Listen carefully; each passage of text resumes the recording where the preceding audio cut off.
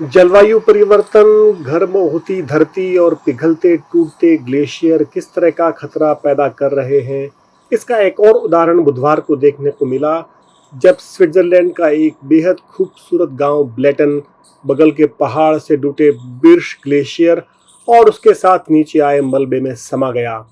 एक बेहद अकल्पनीय सी लेकिन बेहद डरावनी घटना पल पल कई कैमरों में भी कैद हो गई, जिसमें साफ दिख रहा है कि किस तरह से देखते ही देखते उस इलाके का भूगोल बदल गया।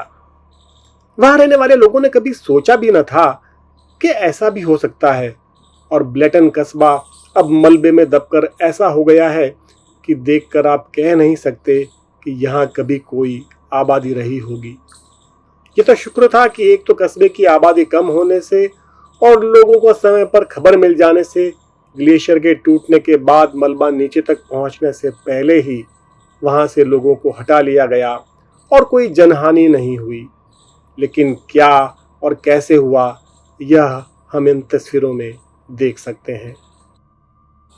हम भारत में ऊपरी इलाकों में ग्लेशियर टूटने के बाद निचले इलाकों में मलबे व बाढ़ से जान माल की बड़ी हानि की घटनाएं पिछले कुछ सालों में उत्तराखंड और सिक्किम में देख चुके हैं।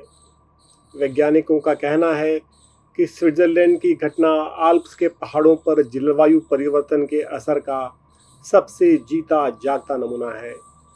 यूरोप के कई इलाके पिछले कुछ सालों से कम बर्फबारी से जूझ रहे हैं। तापमान गर्म हो रहा है और इसी वजह से बर्फीले पहाड़ों पर परमाफ्रॉस्ट पिघल रही है।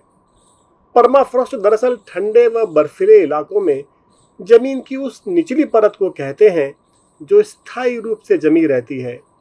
लेकिन जब ऊपरी सतह गर्म होने लगती है तो धीरे धीरे निचली सतह यानी परमाफ्रॉस्ट भी नरम होने लगती है।